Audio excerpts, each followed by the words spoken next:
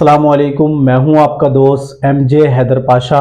और आज हम बात करेंगे यूपी के एक ऐसे केस की जिसे पढ़ने के बाद, देखने के बाद मैं यकीन नहीं कर पाया कि कोई अपने पार्टनर के साथ, अपने हस्बैंड के साथ इस हद तक कैसे जा सकता है, और वो भी चंद दिन की ऑनलाइन दोस्ती के लिए।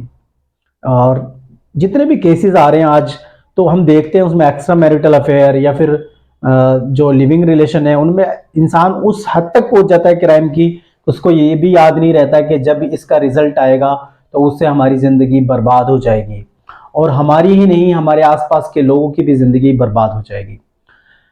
एक नॉर्मल फैमिली की कहानी है। इसमें क्या है, जो उनके हस्बैंड हैं वो इलेक्ट्रिशियन होते हैं और अपना गुजारा करते हैं। उनके दो बच्चे, दो लड़कियां होती हैं, और वो बहुत मेहनत से अपना परिवार चलाते हैं।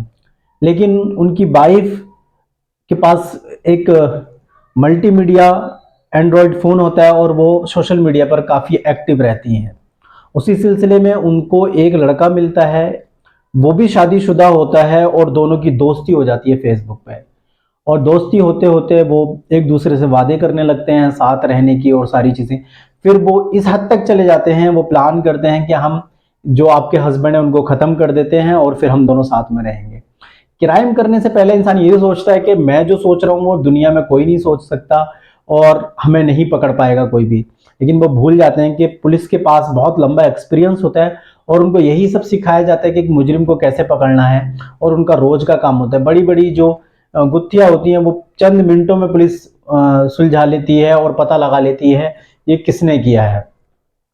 दोनों मिलकर, जो प्रेमी होता है उनका और वो उनके हस्बैंड की हत्या कर देते हैं।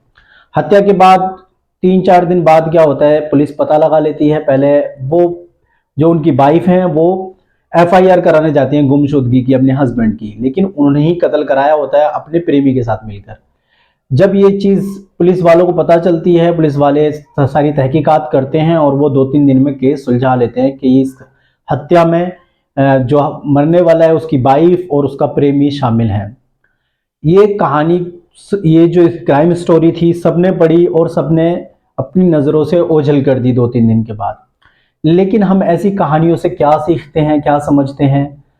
आजकल जो ऑनलाइन की दुनिया है उसमें इंसान जाता है और वो किस हद तक चीज़ें खराब कर लेता है अपनी, वो उसको खुद बाद में यकीन नहीं आता कि ये मैंने किया है या मैं कर सकता हूँ ऐसा।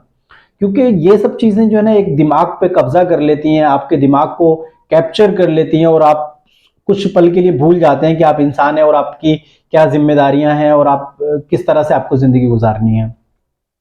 देखा ये कि उसके बाद दो बच्चे जो थे उनके, वो दोनों अनाथ हो गए, और जो वाइफ थी और जो उनका प्रेमी था वो जेल चले गए। अब यहाँ पर कितने लोगों की ज़िंदगियां खराब हुई। सबसे पहले वो इंसान जो एक नॉर्मल ज़िंदगी गुजार रहा था और अपने बच्चों की परवरिश कर रहा था, उसको आपने एक झूठे फरेब के चक्कर में, प्यार भी नहीं कहेंगे उसको, आपने अपने एक अच्छे खासे हस्बैंड की हत्या करा दी। ठीक है, और उसके बाद आपको क्या मिला? आपको जेल मिली। आप कितने साल जेल में रहेंगे, क्या होगा ये तो नहीं पता।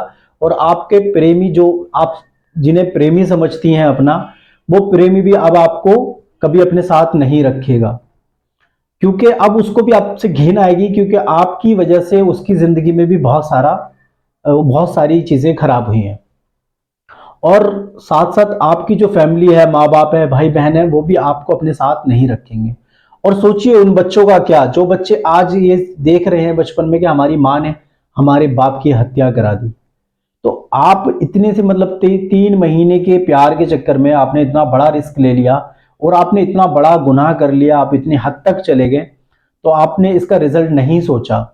और अगर आपने नहीं सोचा है तो ये हाल हुआ है कि अब आपका जिंदगी जीना किसी भी लायक नहीं रह गया है।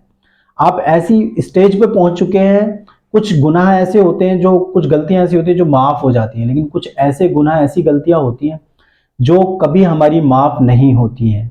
वो इस तरह के गुनाह होते हैं।